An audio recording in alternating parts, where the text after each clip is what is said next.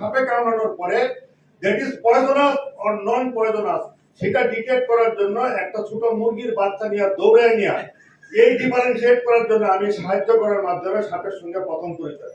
আরেকটু বড় হওয়ার পরে আমি ওই যে গর্তে মাছটা ধরতাম তখন প্রচুর পরিমাণে ছোট ছোট সাপ, ধরা সাপ ডিনায় ফেলাইছি, এই অভিজ্ঞতাও আছে। কিন্তু এগুলো পরে বুঝলাম এগুলো হলো সেই বাপুরাম সাপুরে। তারপরে যখন আরেকটু বড় হইলাম তখন একটা কবিতা মাস্টার খুব পিটায় মুখস্থ করাতো, কি যাত না বিষে বুঝি বেশি কিসে। কিন্তু আজকে আমি দেখলাম যে স্যারদের ভাষণ দিল কি জন্য জানি, কি যাত না বিষে, কোনো পেইনের কথাই বললো না।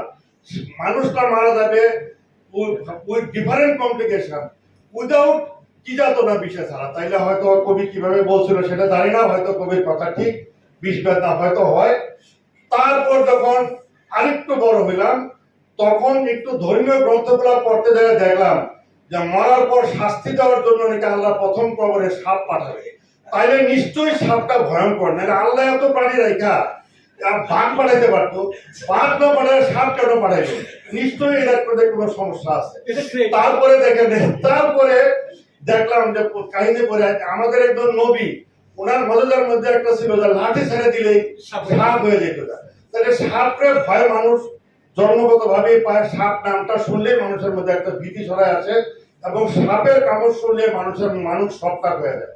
এখন আসেন রিগার্ডিং ট্রিটমেন্টের পর্যায়ক্রমে প্রচুর উন্নয়ন হয়েছে। আমরা যখন স্টুডেন্ট লাইফ ছিলাম তখন সাপের চিকিৎসার মধ্যে এত উন্নয়ন ছিল না।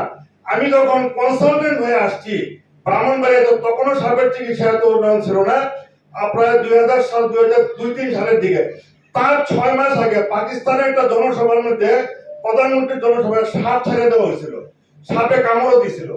তখন আমার প্রধানমন্ত্রী যখন ব্রাহ্মণবাড়িয়াতে আসবে তখন এসএসএফ ভাবছে যে মাননীয় প্রধানমন্ত্রী যদি সাপে কামড় দেয়, এই ভয়ে ওনারা লিস্টের মধ্যে অ্যান্টি ভেনম ঢুকাই দিয়েছিল। আমরা তখন ডিজি অফিসার সর্বোচ্চ অথরিটির কাছে অ্যান্টি ভেনম আমরা চায়া পাঠাইলাম।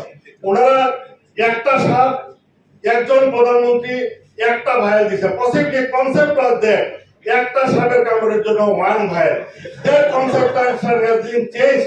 আমরা যখন 2012 সালে এখানে আসলাম তখন সরকারের এতটুকু ইমপ্রুভমেন্ট হয়েছে, আমাদের এখানে না ভাইল তো 10টা দিছি। একটা ভেন্টিলেটর নিয়ে আমরা 3টা বছর বসে ছিলাম। নো স্নেক ভেনম রোগ আসে না। আমরা একজনকেও সেই ভেন্টিলেটর ইউজ করতে পারি না। পরে আমরা অ্যানেস্থেসিয়া ডিপার্টমেন্টকে সেই ভেন্টিলেটর দিয়ে দিয়েছি। তো সাপের চিকিৎসায় এখন অনেক দূর ইমপ্রুভ